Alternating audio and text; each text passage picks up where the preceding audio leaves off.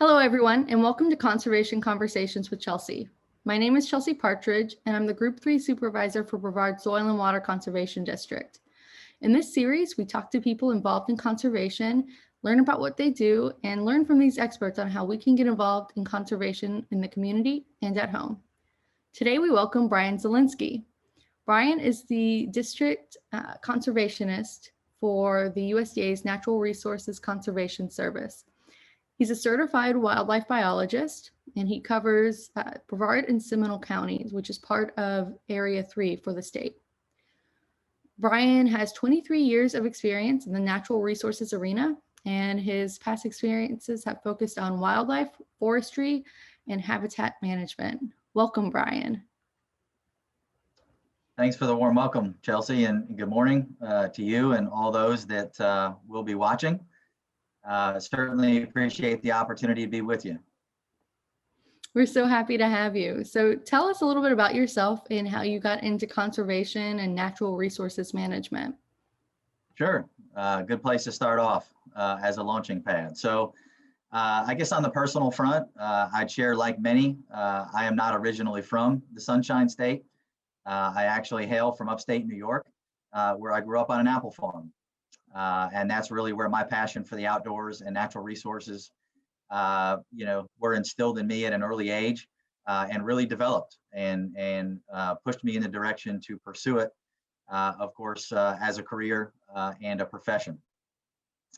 From the academic standpoint, started out at a state university in New York, pursued a bachelor's degree in environmental science, which again really gave me those foundational courses and principles in terms of natural resources and environmental work. And then I continued on and successfully completed my master's degree in wildlife science at Louisiana State University. Hence the balance there, from the environmental to the wildlife side, as you mentioned, and currently being a certified wildlife biologist as well. So that being said, have been down south for quite a while, really since 1996, and specifically have lived in Central Florida since January of 2000. So very familiar with a lot of the conservation work, habitat work, best management practices, and things of that nature, that we work to prescribe and also implement within Florida, but even specifically Central Florida, based on natural resource concerns and, resource priorities that we've identified across the landscape. Lastly, I'd say, as you might expect, being in this field, I certainly enjoy being outdoors and enjoy doing just about anything outdoors, inclusive of hunting, fishing, hiking, mountain biking, camping, you name it. And outside of that, certainly like to get involved in some do-it-yourself home improvement projects as well. On the professional front, I think we covered a majority of that, certainly having the ability to work for several state agencies in the past. Also spent 15 plus years with a non-governmental organization or conservation group called the National Wild Turkey Federation. And those things have certainly provided me a great background and levels of experience specific to this role and position with the USDA, NRCS, or Natural Resources Conservation Service, as you mentioned. Specifically, since attaining and starting this position back in mid-January, I've really been focused on not only getting up to speed, but also figuring out ways how we can further grow this program, not only in Brevard, but also Seminole counties, which, as you mentioned, are the two counties that I cover in my district conservationist role. And of course, inclusive in that is working with many federal, state, county agencies, other NGOs, stakeholder groups, and really the agricultural community as a whole in order to best manage our natural resources. So with that said, if you would maybe bring up those two graphics I shared with you, specific to our administrative areas, not only statewide, but also Area 3. And again, this is really just to give folks a reference point in terms of how our administrative areas are broken down within the state. And you can see there by the first graphic, area 1 is up in the Panhandle, and then it wraps around to South Florida, ending in area 4. And of course, again, we're right there in Central Florida for area 3. And the second graphic really breaks it down in additional detail to where you can see specifically the counties that are a part or specific to area 3. And then again, for me personally, that is inclusive of both Brevard and Seminole counties. One other thing I'd point out there is it does show the service centers as well. Both graphics actually do, but a little bit easier to pick up on the area 3 centric graphic as far as where our NRCS service centers are, throughout the counties within area 3. So tell us, what is the mission and the vision of USDA NRCS? Great question, and I think very important for folks to understand as a baseline in terms of who we are, what we do, and what we look to achieve, if you will, on the landscape. So NRCS mission, we deliver conservation solutions so agricultural producers can protect natural resources and also feed a growing world. NRCS vision, a world of clean and abundant water, healthy soils, resilient landscapes, and thriving agricultural communities through voluntary conservation. And one of the key words there is voluntary, which, that'll be a continued theme as we talk more, through this video series and some of the questions. So note that our mission and vision statements really serve as the foundation for the work and the help that guides our efforts when faced with, competing demands on the landscape, exciting challenges, and new opportunities that stem from complex farm bills and fluctuating industry needs. Another key term there, the farm bill, is one that we'll touch on here in a little bit as I offer some additional context and background as we think about the funding that is provided through some of our USDA NRCS programs, and ultimately where that's coming from and how that is authorized at the congressional level.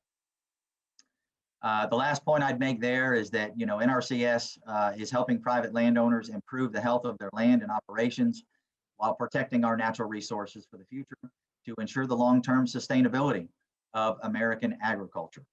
So hopefully that provides, a couple bullet points there for folks to think about, again, in terms of our mission, our vision, and exactly, who we are and what we look to achieve on the landscape. So tell us more about the programs that NRCS offers and the typical client customer base there. All right, good segue. And this one, as you might imagine, there's a lot to unpack, within this question. You might call this a loaded question because we could talk for hours just on this question alone on, various NRCS programs, the clients and the customers or producers that we typically serve day in and day out. But what I want to do here is circle back. I mentioned Farm Bill here, a minute ago, and I thought it would be a good time to take a step back and share a little bit more about the Farm Bill and some of that process, again, in terms of authorization and with the understanding of how these monies are made available, at the congressional level, which allows folks like the USDA NRCS to operate and, provide program assistance, both technically and financially, to our producers, which typically you're talking about ranchers, farmers, private landowners, non-industrial forest landowners on the ground. So specific to 2018 Farm Bill, or it's also called the Agricultural Improvement Act of 2018. Again, this was legislation that reauthorized many expenditures in the prior Farm Bill, which was 2014, of course, the Agricultural Act of 2014. And in terms of financials, again, just to hit you with a big number, a total of $867 billion was reconciled within that 2018 Farm Bill and ultimately passed through the Senate and the House. And then it was signed into law by President Trump at that time on December 20 of 2018. So of course, with the continued passage of these farm bills, right, it does allow and continue strong support for conservation efforts of America's farmers and ranchers through the reauthorization and also the expanded flexibility of our NRCS conservation programs. Note that the Farm Bill is the primary agricultural and food policy tool of the federal government. And then it is revisited, reauthorized about every 5 years, where again, it's a process, just like any other bill when you're talking about Congress, a lot of changes, a lot of things look to get implemented or tweaked as, we continue to try to better streamline and address, the issues on the landscape, the concerns on the landscape, through these programs. Let's see here. I guess the last thing I would mention, the 2018 Farm Bill authorized the U.S. Department of Agriculture, Food and Agricultural Programs through September 30 of 2023, right? So again, there's that 5-year time frame that we're talking about. So as you might expect, right now in 21, there is a lot of behind the scenes conversation already going on, right? In terms of potential tweaks or changes, thinking about the next Farm Bill. And again, right, that's the evolution. It's a continued process. Through the Farm Bill, it actually grants the National Institute of Food and Agriculture the authority to continue many of its programs, which again are to advance science and also focus on specific priority areas. And real briefly, I would just say, those areas specifically are agricultural economics and rural communities, agricultural systems and technology, animal health and production and animal products, bioenergy, natural resources and environment, food safety, nutrition and health, plant health and production and plant products. So again, right, that is a lot of information and there's a lot within those 6 priorities. But I did feel it was worth sharing that just to give folks an idea of just how complex and how big of a scope, we are actually talking about and capturing, underneath these farm bills. Can you tell us a little bit more about like the specific programs within NRCS that can be, that people can apply to, or are you gonna like cover this later? Sure. No, and that's exactly where I was headed. I just wanted to provide a little bit of a background first. And so, yeah, now I'll center and dial in a little bit more on, our NRCS program specifically, under the USDA. So before I get into some program specifics, and again, there's a lot of programs that we could talk about. So I'm really going to stay centered to a few programs that I tend to work more with, day in and day out. And we'll highlight those. But again, with the understanding that there are a lot of other programs that are out there that, folks can take advantage of. And certainly a part of that is doing some individual research or recon or reconnaissance, as I would like to say, on their own based on interest. But in terms of our programs, one of the first things I'd really touch on is to understand that they're really centered on both technical and financial assistance, and that we provide America's farmers, ranchers, and non-industrial forest landowners both with technical and financial assistance, again, to voluntarily put conservation on the ground. And there's that word voluntarily again, and that is a key point, that this is a voluntary program. If private landowners and ranchers or farmers, they want to get engaged with us, it is voluntary. And, we do provide that technical assistance. Through this technical expertise and conservation planning, we also are wanting to make conservation improvements to their land, of course. That is the core of what we're looking to do. knowing that a lot of these folks are being very good stewards of the land already, but they want to take it to the next level. They want to ensure that they are utilizing best management practices, in terms of sustainability and, again, that longer term sustainability of their lands, especially for future generations. Our Conservation Technical Assistance Program provides the nation's farmers, ranchers, and forest landowners with the knowledge and tools they need to conserve, maintain, and restore natural resources on their lands, and of course also improve the health and the efficiency of their operations.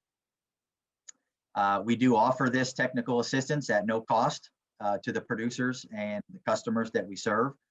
Our goal, of course, is to provide our customers with personalized advice and information based on the latest science and research to help them make informed decisions. And that's another thing you'll continue to see here in the underlying themes, the research and the science, right? Everything we do is science-based as we think about, those best management practices. So to skip ahead a little bit, if a customer or producer does decide that they want to take the next steps and work with us, then we would work with them to develop what would be called a conservation plan. And again, this is going to be inclusive of conservation practices that are going to help address natural resource concerns and priorities, on their land. And again, allow them to reach their production or conservation goals. And then from there, we certainly dig into opportunities as it relates to financial assistance through implementation of these conservation practices. And the end goal being, right, is to work with them through a contract to go ahead and do the planning, i.e. the conservation plan, and then ultimately the implementation of these conservation practices.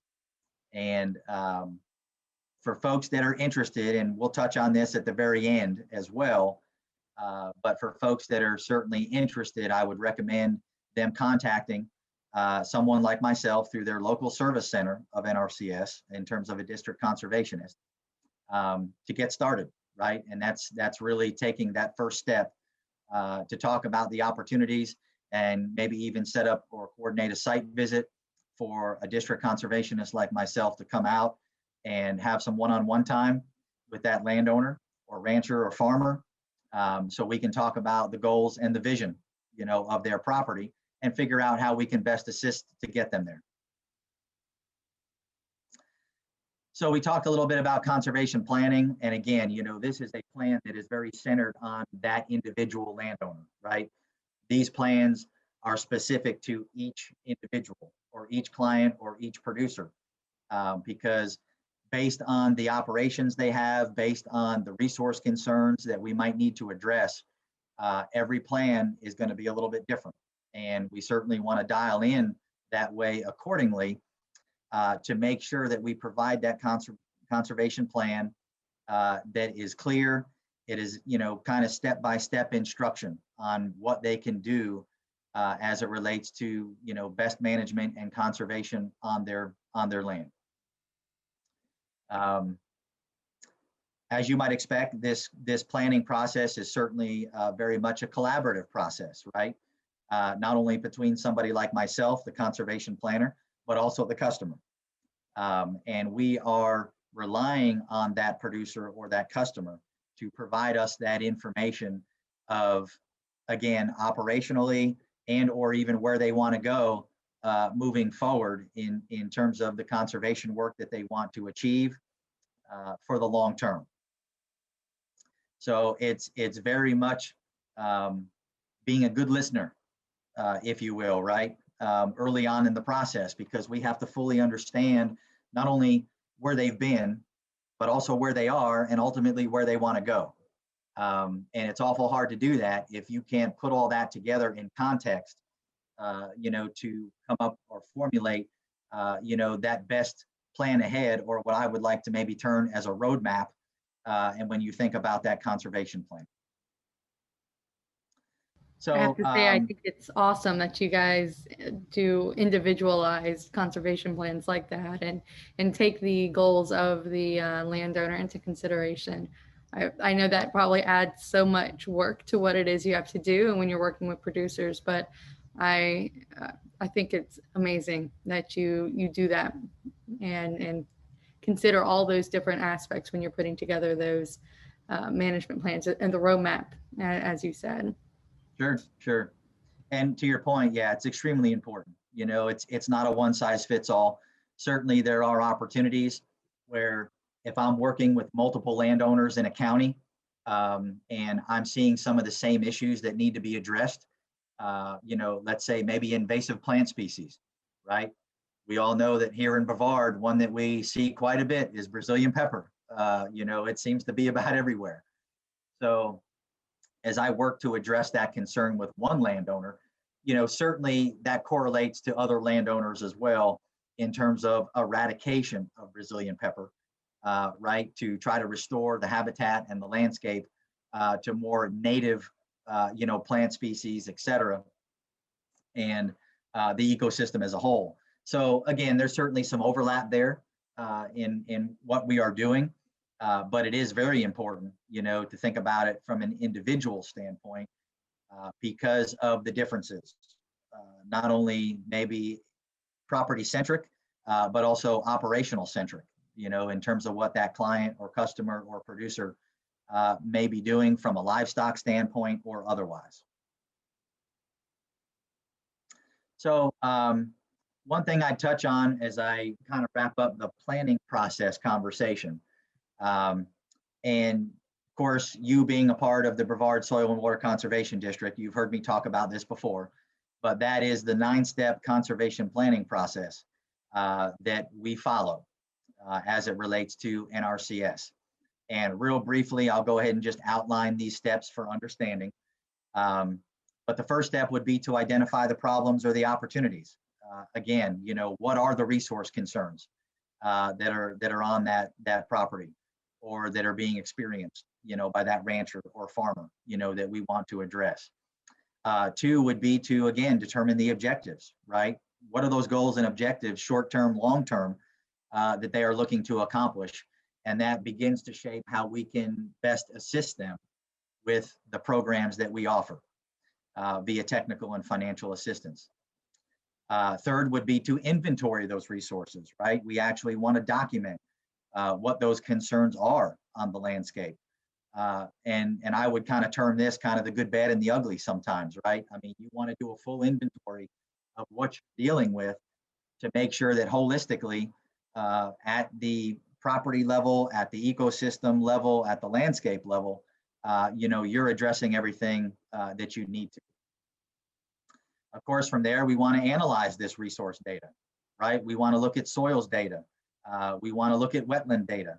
We want to look at other things, you know, layers of data, if you will, to determine, you know, what we're working with, any issues, if we've got hydric soils out there, if we've got highly erodible soils that we need to be concerned about. So again, looking at the data, that also, you know, gives us an eye on what other resource concerns, you know, we may need to address. The 5th step would be to formulate alternatives. So this is where we start to think about what our options are and how we can best move forward to address those resource concerns that we identify via the evaluation process. 6 would be to evaluate alternatives. And again, this is where we take those alternatives and really see them through, right? To determine, okay, what's going to be our best course of option? Is it going to be alternative 1? Is it going to be alternative 2? But again, kind of laying it all out there as far as the roadmap, and then starting to really dial in a little bit more to say, okay, let's filter this out. And based on these filters, I think alternative 2 is going to be our best option based on what the customer or the producer has provided in terms of background and context, and again, kind of the vision and the objectives. And then 7 would be ultimately to make the decision. You know, as far as the landowner choosing, you know, the project, and specifically the practices, that we have built into the conservation plan, and that they are aligned, with those recommendations. So again, this gets back into that collaborative process, right, where I'm working very closely with the customer and or the producer as far as the process. And then we're getting to number 8, which of course is ultimately implementing the plan. We all know that the planning process, as great as it is and as important as it is, at the end of the day, if it doesn't result in implementation, then we are not moving the needle as far as we want to move it. A planning document is great, but if we do all that work on the planning document and then it sits on the shelf and starts to collect dust, or it goes into a drawer, yeah, again, right, it's not moving the needle from a conservation standpoint because the work is not getting implemented, or as I would like to say, we're not turning the dirt, right? I mean, it's not the boots on the ground that we ultimately want to see in terms of implementation. And then, of course, the last step, as you might imagine with a lot of things, would be to evaluate the plan, right? We want to step back. We want to be able to measure what we've done in terms of success, and or how well did everything work in terms of the practices that we prescribed and or implemented. Did we run into any issues? Did we have any concerns along the way? I.e. those curveballs that I might like to talk about sometimes. But again, certainly evaluating the plan at the very end and completion of the contract, and also along the way, is certainly very important. So again, those are the 9 steps that we work through, with regard to our planning process. All right, so now, and I'll try to pick up speed here a little bit because again, there's just a lot of information, so I'm trying to glean it as best I can. But now I'm going to dial in a little bit more specifically to some of the conservation programs that I work with on a day-to-day basis. The first of which would be the Environmental Quality Incentives Program, or EQIP. And again, this program provides financial and technical assistance to agricultural producers in order to establish natural resource concerns and, in order to address natural resource concerns and deliver environmental benefits for things like improved water and air quality, conserve ground and surface water, reduce soil erosion or sedimentation. And of course, let's not forget about the wildlife and the habitat component, which, as you might expect, as a wildlife biologist, is certainly very near and dear, to my heart and the core of what I like to do day in and day out. So again, this is a voluntary conservation program, right? The voluntary word keeps coming back around.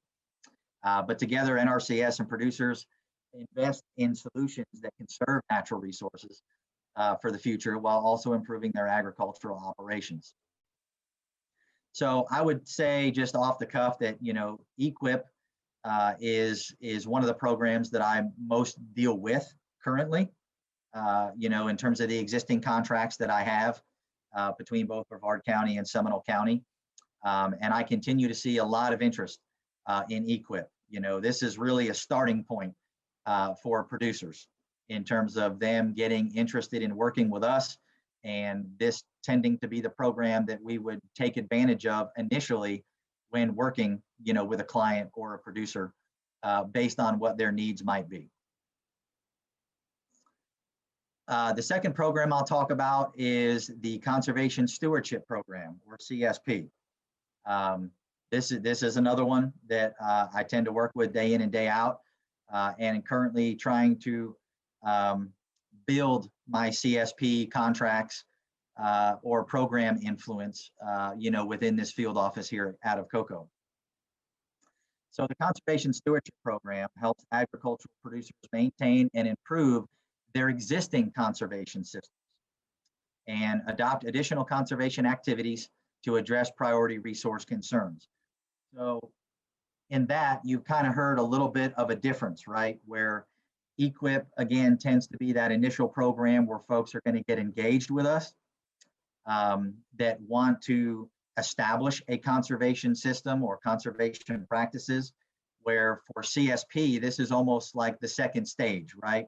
So think about it as an opportunity for somebody who we've been working with EQIP for a lot of years, where maybe now the opportunity is there to transition them over to the Conservation Stewardship Program because they now have an existing conservation system. So it does help build on existing conservation efforts while strengthening operations. And again, whether you're looking to improve grazing conditions, increase crop resiliency, or develop wildlife habitat, we can customize a conservation stewardship plan. Again, tied back to the conversation around conservation planning as a whole, right? It's all going to be customized, per individual. Another way to, I guess, put it would be that, CSP is really for working lands. Again, those existing conservation systems that are out there. And note that it is the largest conservation program within the United States in terms of what we have. Thousands of people voluntarily enroll in the program because it helps them enhance natural resources and improve their business operation. The word enhance is another key one there, because CSP really operates or works around, trying to enhance those existing systems, right? And the existing practices that are already put in place. So again, just, some brief intel there as far as EQIP and CSP, and also, thinking about how some of these programs are delivered. There are also landscape conservation initiatives that are out there. And just as the title would lead someone to understand or believe, these are initiatives that overlap or crisscross boundaries, when we think about states and landscape level conservation, to where we're looking to accelerate the benefits of voluntary conservation programs, such as clean water and air, healthier soil, and enhanced wildlife habitat. These initiatives do enhance locally driven processes as well to better address, nationally and regionally important conservation goals. And again, they transcend states. When you're talking about landscape level, you're talking about, multiple states, you're talking about Southeast, you're talking about Northeast, maybe the Midwest. Again, you're talking about regional or even national, in some cases. And of course, this is also something that we see within the Farm Bill, right? As I talked about the evolution of Farm Bill, these landscape conservation initiatives is a part of that. And we utilize these successes and the lessons learned of previous farm bills and previous initiatives to better build and better streamline and better implement some of these initiatives moving forward. One that I would touch on just as an example, because it is pretty close to home here in Central Florida, and this is a wildlife and ecosystem-based initiative, would be longleaf pine. And I'm sure a lot of folks out there are familiar with longleaf pine and our longleaf pine ecosystems within Florida, and specifically, Central and North Florida. But real briefly, right, the longleaf pine ecosystem habitat is one that has been in peril. It once encompassed more than about 90 million acres across the Southeast, stretching from East Texas all the way to Southern Virginia. So again, covering pretty good ground over those states. And it's also known as one of the world's most biologically diverse ecosystems, home to nearly 600 plant and animal species, including 29 threatened and endangered species. So again, you can see the importance of this ecosystem, on the landscape. But unfortunately, over the last 2 centuries, development, timber harvest, fire suppression has really reduced the range of this ecosystem by almost 97%. So yeah, we are down to a small fraction of what we had historically, right? So how NRCS gets engaged and involved, that we are working with agricultural producers and conservation partners, right, at the federal level, state level, county level, NGO level, or non-government conservation group level, to restore longleaf forests, throughout the historic range. And the Longleaf Pine Initiative was actually launched back in 2010 or 2010. And this is just a snapshot, but back from 2010 to 2014, NRCS helped producers restore more than about 260,000 acres on private lands, right? And of course, that number has continued to grow over the years in an effort to start to restore, longleaf pine habitat across its native range. And to this point, has grown from, 3 million acres to probably about 4 million acres, maybe even more, over that time period. But again, trying to reverse that long-term decline and, regenerate, if you will, this historic habitat across the landscape. So that's just one example of, and I figured I'd pull that one out, being it's a close to home example, obviously. But one thing I would share too, when you think about all of these programs and how we implement these programs on the landscape, with our customer base, with our producers, it's all about working with partners as well. Nowadays, with limited capacity, a lot of limitations maybe on the staff side of things, it's extremely important to collaborate and work very closely with all of our partners across the board. Federal, state, local, non-government, private industry, because collectively, and I would say, right, many hands make for light work across the board. So the more people you can get engaged in this effort, the better off you're going to be. And of course, we don't have to look too much farther than our soil and water conservation districts as well, and our district board members that are a key part of that and help us drive this work, on that local landscape and that local community, specific to either Brevard or Seminole County in my case, or certainly, other counties across Florida and the nation. When you think about, the structure of NRCS and working very closely as Brevard Soil and Water does with me as, in terms of the district conservationist with NRCS.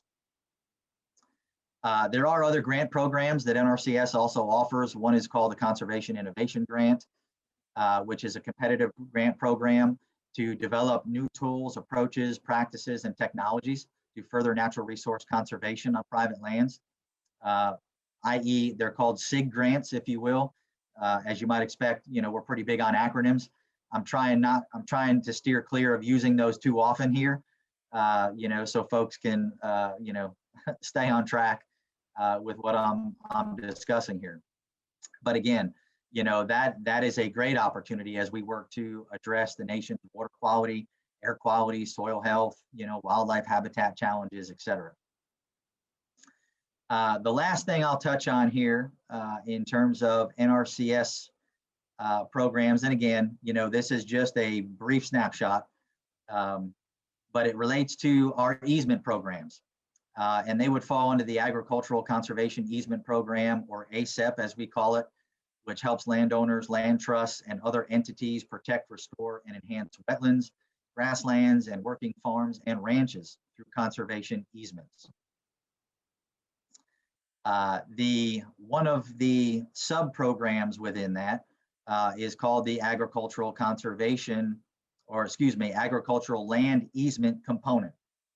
And this is where we would assist, Indian tribes, state and local governments, and non-government organizations to protect working agricultural lands and limit non-agricultural uses of the land.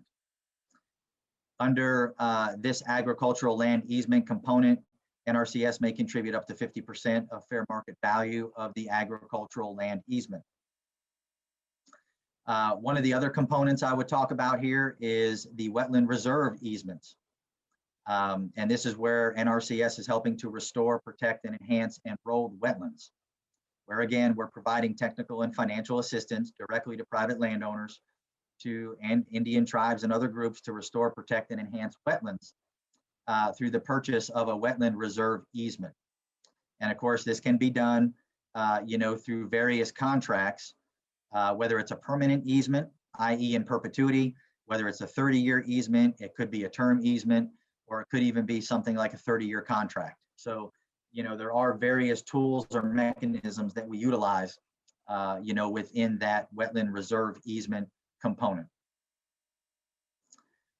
The last thing I would share on this real quick, over the past 25 years, NRCS has worked with landowners to protect more than 4.4 million acres of wetlands and agricultural lands, a value of over $1 billion in diversified real estate portfolio to improve, overall soil health, water, air quality, and wildlife habitat. So again, just another snapshot, right? Kind of that factoid, to hit you with some numbers, thinking about the overall impact of, what these programs are having, across the landscape.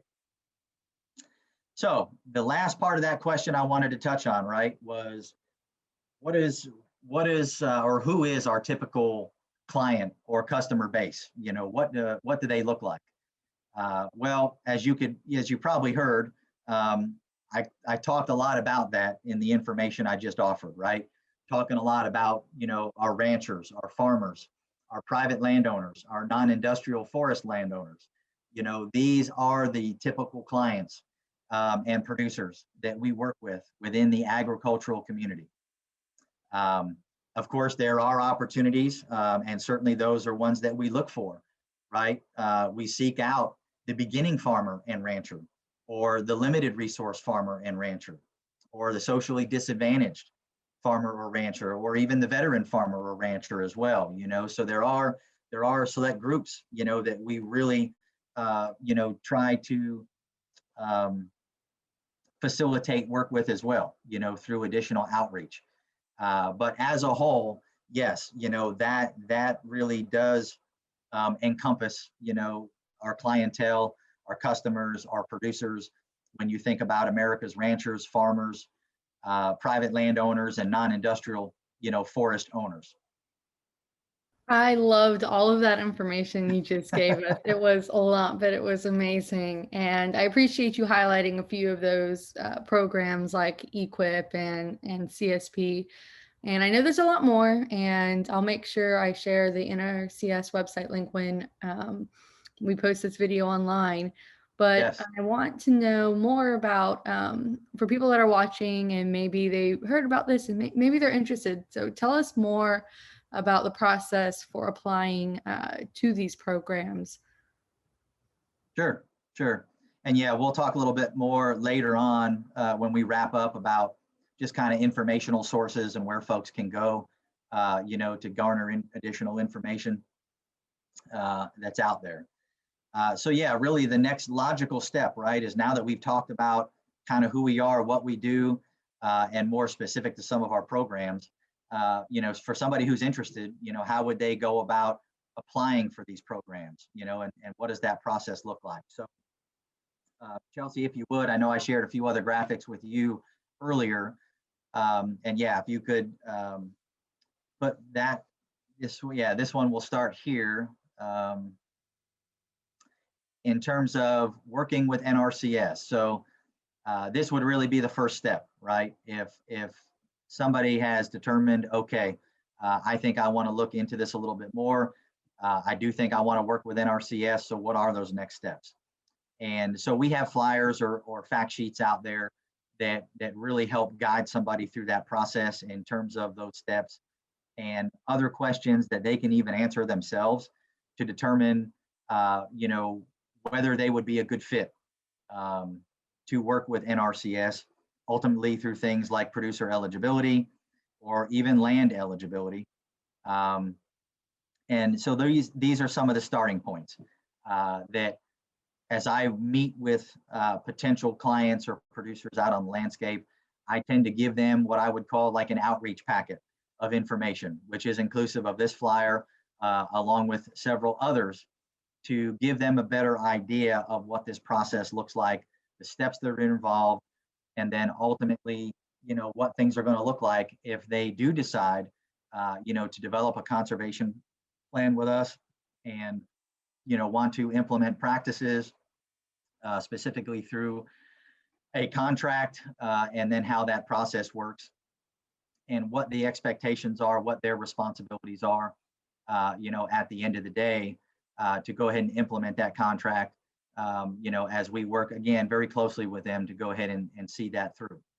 So this was one of the flyers I wanted to show, just in terms of, some other initial questions that, it's always good for folks to work through as they kind of filter out, yep, I do want to work with NRCS, and yes, it looks like I will meet eligibility in terms of either adjusted gross income and or even the land eligibility as well, so they can continue to, move down that path in terms of those steps.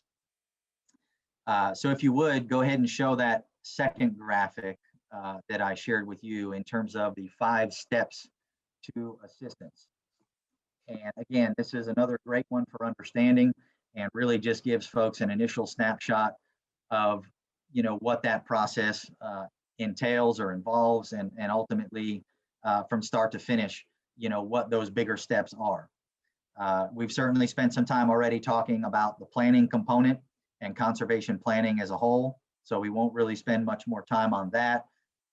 And then, of course, based on that planning, and at this point, you've already worked through some of the stuff as it relates to eligibility.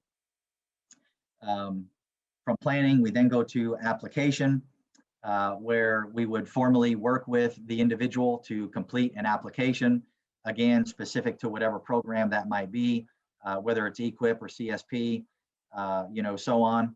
And note that we do accept applications year round, but we do have deadlines and timelines to meet as we think about what I would call batching periods, right? And for example, we've got one coming up here on September 1st, which is specific to our EQIP program, or again, our Environmental Quality Incentives Program.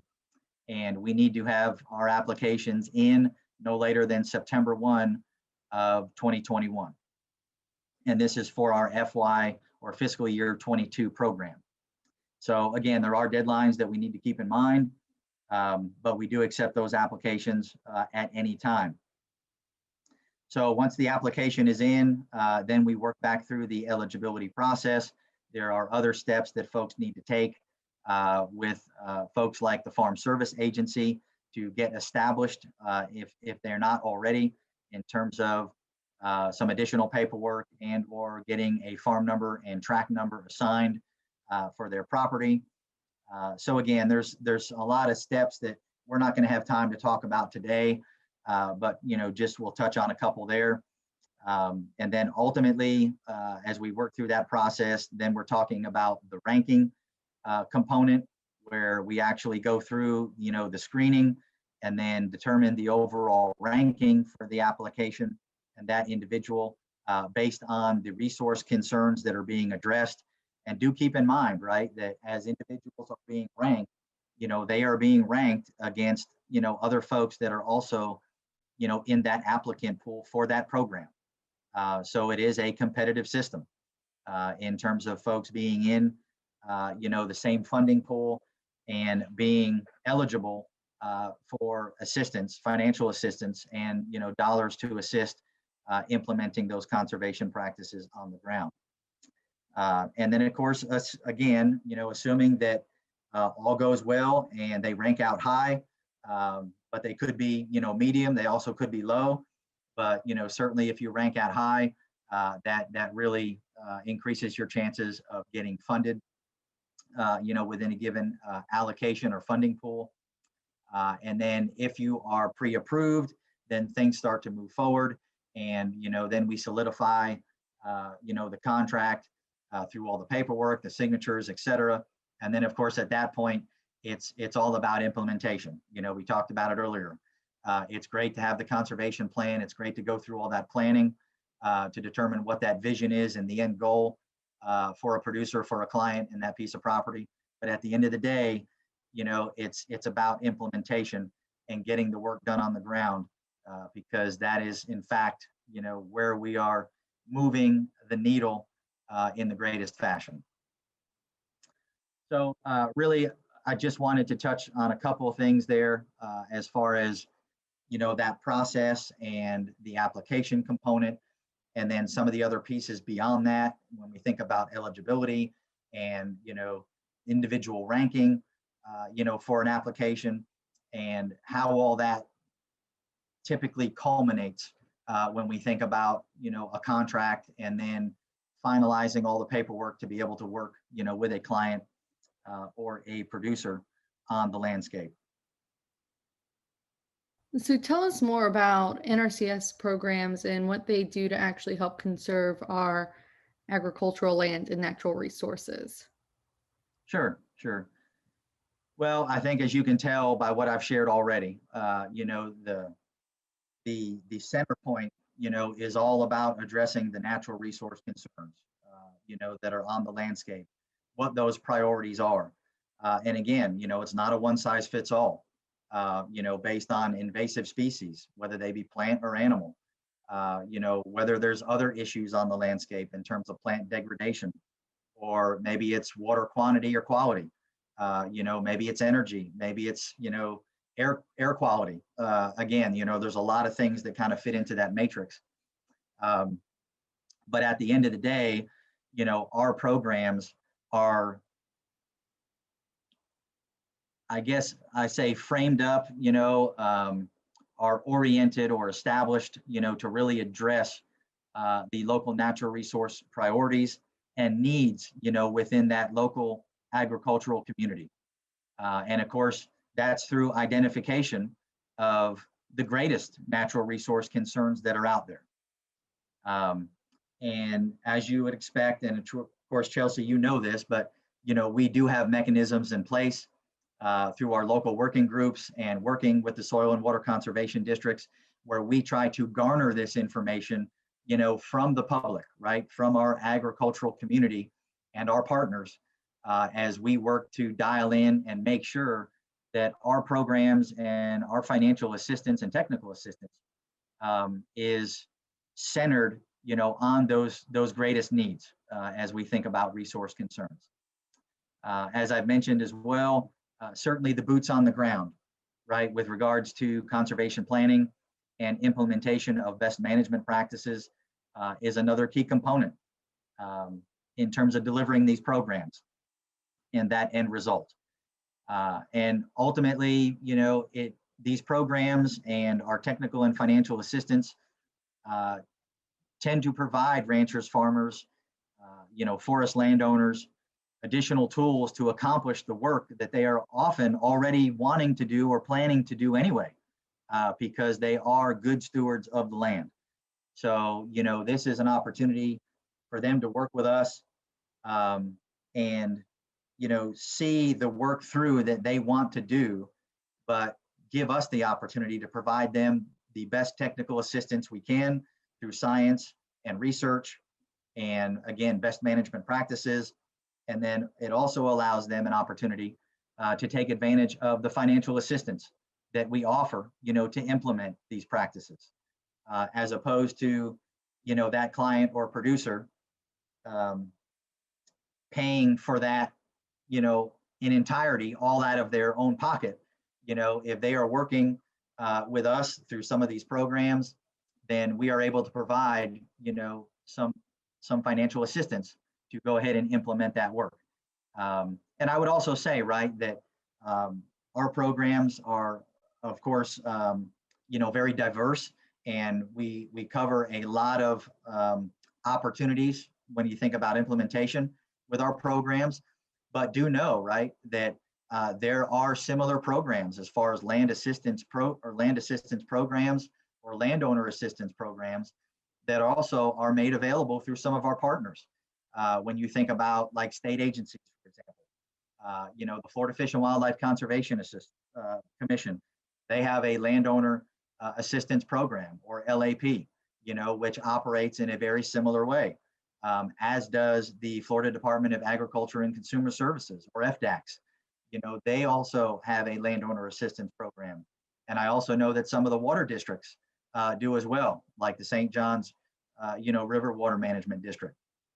So again, I just throw that out there so folks understand that there is a lot of opportunity out there for folks to take advantage of these types of programs via technical assistance and financial assistance. and not just through the USDA NRCS, but also through some of our state agency partners as well. So I would very much encourage folks to do their homework and do their due diligence, that if this is something that they are interested in and it has tickled their funny bone, so to speak, get out there, do the research, get online, find out about these programs and how you can best take advantage of these resources and programs that are made available to you. And since you mentioned identifying the natural resource concerns, we did just have a working group meeting of the Brevard Soil and Water Conservation District with NRCS, and we're looking forward to doing another one soon, which I'll be leading up. So just a little teaser for folks out there, there's going to be more of that sort of stuff coming. So can you briefly tell us about the sort of programs, projects that you're working on here in Brevard and in Seminole County? Sure, absolutely. And yeah, I appreciate you planting that seed, thinking about our local working group meetings in the future. Because obviously, we want to garner as much engagement, participation, and feedback as we can get, and ultimately that is how we make sure that we are not only responsive, to the needs and the concerns of our agricultural community and the local community, but it also ensures that as we think about programs and funding pools and allocation and doing that work in the future, it ensures that, we are hitting the mark, if you will, right? And making sure that we are on target when we do that. So in terms of some of the projects and the work that I'm doing now between both Brevard and Seminole counties, and again, right, this is specific to both our EQIP and our CSP programs, which I covered earlier. And I figured instead of getting into, the details and getting too far off track here, that I'd probably just be best off speaking in some generalities based on some of these projects, right? So when you think about all the existing contracts that I have now with producers and clients across both counties, they are really centered on, a handful of things. Livestock operations would be one, working with a lot of producers that have cattle operations. So that is a big one where, we might work with individuals to establish, interior fence or cross fence. We might work with them to develop a livestock watering system or, we could be putting in a well and a pumping plant along with some pipeline and watering troughs and heavy use areas, things like that, again, to help best fit, an existing operation. Invasive species control and management. And again, I would probably lean more towards the plant side on this one. We talked about it earlier with Brazilian pepper control.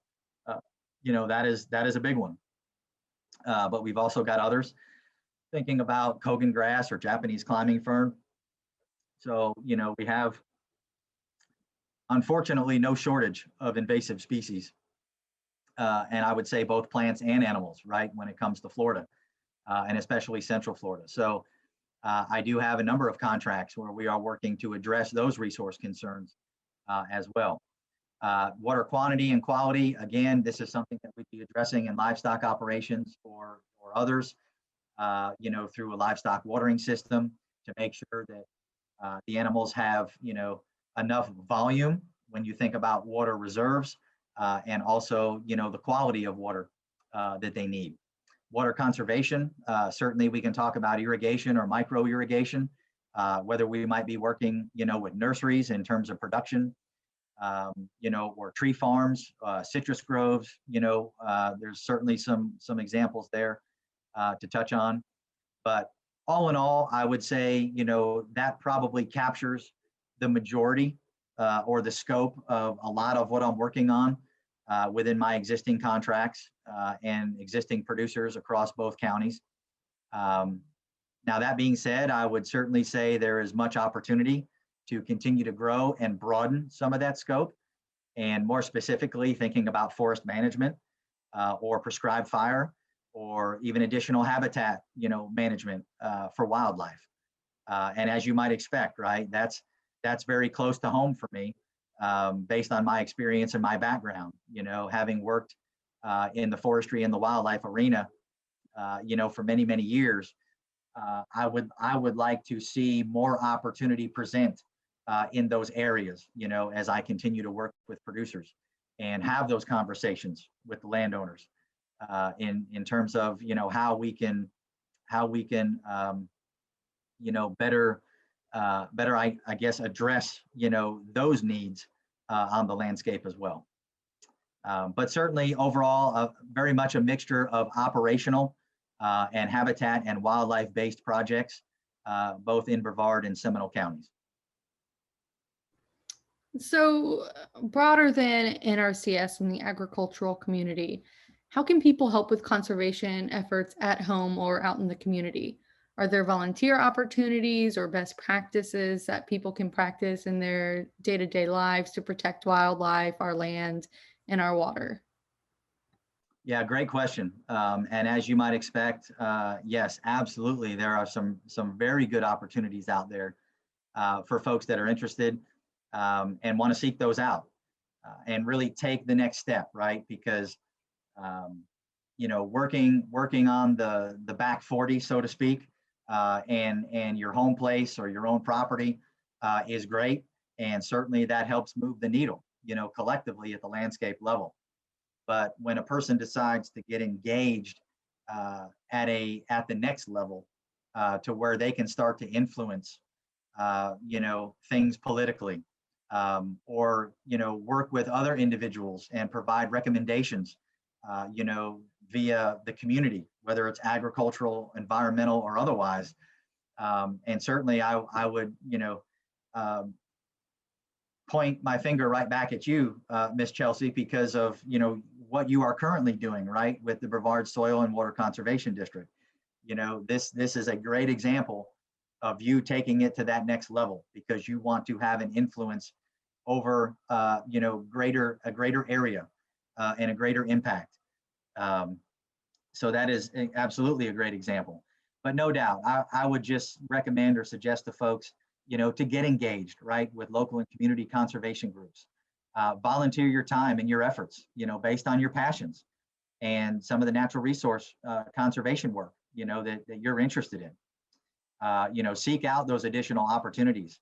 When you think about maybe landowner workshops or landowner field days that are being hosted, by some of the federal and state agencies, or even, our county partners, there's a lot of opportunity out there through even extension, like the University of Florida IFAS Extension office, within everybody's county.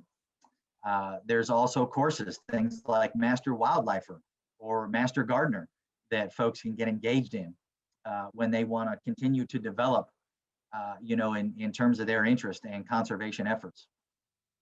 Seek out additional information as it relates to best management practices. That information is out there, and there is a ton of it. You've just got to find it. And it's not only made available by, federal agencies like ourselves, but also state and county governments. And again, I mentioned extension services as well, but certainly that information, is out there in the private sector too. So again, a lot of opportunity there. Similar to yourself, Chelsea, I would, encourage folks to get engaged and serve on volunteer boards, like our soil and water conservation districts, within the state, within counties. Get engaged on various committees or advisory groups that are centered on natural resource priorities and concerns. Get more involved so you can keep your finger on the pulse, right, in terms of what's happening in your county, in your area, in your region, and how you can make a difference at the end of the day. And of course, a part of that, as I mentioned earlier, is the political component, right? We're not going to talk politics a whole lot here, but it is very important to consider, right? Because we all know where those decisions are being made in terms of rules and regulations. So it's very important, to be engaged at the county commission level, in those meetings, in public forums, when, changes are afoot. It's very important for folks to get out and be engaged and be heard. I think, that maybe more than anything would be my greatest recommendation to folks, right? Is to just be involved, participate, make your voice heard. Because if you're sitting at home thinking that, well, I'm sure I'm not the only one that has this issue or has this concern, and somebody else, I'm sure, will be at the meeting and speak to it or address it, don't make that assumption, right? And think about the fact that there is always power in numbers. And even if there are other people there with the same concerns and issues, it speaks more loudly to somebody like a county commission or, your politicians, when they know and they are hearing that there are a lot of folks with the same concerns or issues within their constituency. So there was one thing you mentioned in there that I want to kind of tie into my last question. So you talked about like best management practices. So I'm glad we got the community side of it, but I want to pivot back to kind of your main customer area. So on the private landowners and agricultural producers. So how can they ensure that they are being the best stewards of their land and support conservation efforts on their landscape for the benefit of future generations? Yeah, another great question. And hopefully for the folks that watch this, they'll feel the same. But I feel like the flow of these questions and the information has been good because it seems like we've continued to build, throughout this conversation. So I think this will be a good place, to really put an exclamation point on some things, if you will, that we've already talked about. So one thing I would say is, again, don't be afraid to seek out professional advice and guidance via technical assistance, right? Based on your goals, your objectives, your visions for your land, for your operations, and whatever that might be. Knowing that there are many opportunities out there between federal, state, local government entities, and even private consultation via the private sector for you to attain this assistance, right? Or technical assistance, as we've talked about. There are a lot of folks like myself, that have been fortunate enough to, been educated in this area and conservation and natural resource arena. And, part of my enjoyment, certainly for a position like this and many others, is being able to share that knowledge, right? And being able to implement that knowledge and that experience on the ground and physically see the difference that you are making. So, when an individual calls and they want to get engaged and they want to work with us, right, that provides me the opportunity to do that. So as I would term it, right, that gives me the opportunity to close the loop as far as my education, my experience, and being able to put it to best use, on behalf of the private landowner or a customer or a producer, through that customer service component. The second thing I would say is, and it really ties into the first, right? Develop a conservation plan for your land or your property. We talked about it being a roadmap, right? It's a guidance tool that's really going to get you from point A to point B and do it in the best way possible and the most timely and efficient way possible, as opposed to you maybe, an individual taking some, the approach of a trial and error, right? Well, I heard this might work. Well, let me try it. No, that didn't work, right? Well, we could have probably short-circuited that because we know what's going to work, right? Based on science, based on research. So we can really shorten that timeline to get you to that end goal and make sure you're doing it in a way in which you're going to be, the best steward of the land. And you're going to be implementing the best management practices, as we've talked about before, in terms of conservation and natural resource management. And again, I can't hit on it enough, right?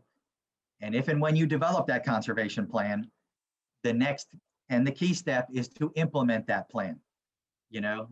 Unfortunately, there's a lot of times, right, where those conservation plans are developed and they get put in a drawer or they sit on a shelf. But again, the key is to implement that plan through active management and actually get the work done on the ground in terms of moving that conservation needle. Couple other thoughts. Think bigger than just your property, right, or your land or your operation. Think about what you're doing at the landscape level and the impacts that you're having collectively, and the management that you're doing at that greater scale, and long-term sustainability when we think about natural resources and future generations, right? So think about it in the terms of scale. And although you may be doing great work, right, on your property or with your operation, peer-to-peer education and learning is a great thing. So as a farmer or a rancher, if I have an adjacent farmer or rancher as a neighbor, right, I would want to share the great things that I'm doing with him and the successes, right? So then they can take advantage of those as well. So from a collaborative standpoint, again, think bigger than just yourself or your operation, because if you can now work collaboratively with your neighbors and other farmers and ranchers in a given area, right? Now you're having a much greater impact on the landscape, not just locally, but also from a regional standpoint. I think many times, we tend to, get so focused on what we are doing that we can lose sight of the bigger picture and how we can have an impact, at a greater scale.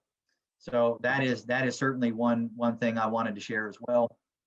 And the last, I talked about the peer-to-peer learning and interaction, a huge opportunity when you think about the agricultural community, right? It's one thing for me to be able to come out and have the opportunity to share my experience and share my knowledge and expertise, with a producer, with a landowner, with a client. But it does nothing but, provide reaffirmation when that individual is hearing much the same from a peer, right? Another rancher, another farmer. And so it kind of provides that 1-2 punch, when you think about that affirmation, because seeing is also believing, when you're looking at what's being done out there on the landscape and you see that conservation practices, that are being implemented are successful, and we are reaching the end goal in terms of desired outcome, based on implementing those practices. So again, get engaged, right, in the local community, work with your neighbors, with your adjacent landowners, in terms of that cooperative best management. The last thing I would say, and again, this is really meant to tug at the heartstrings, right? And that is, we've covered a lot of ground, in this presentation, and this conversation.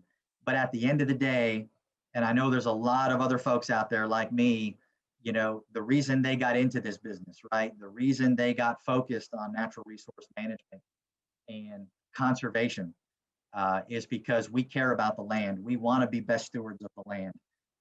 We want to be accountable even to ourselves, right? As we think about future generations, we want to leave things better than we found them, for our kids and their kids, when we think about future generations.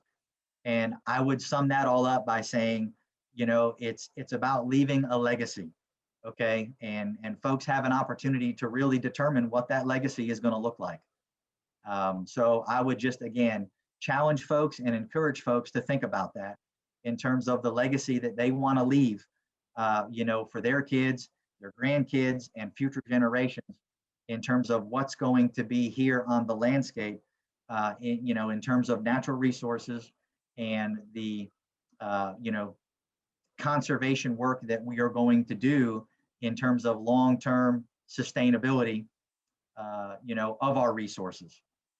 So again, just a final thought that I would offer, but I think always a good one to end on, when you think about, again, being a part of the bigger picture, thinking bigger, in terms of scale, and ultimately that legacy that you want to leave for future generations.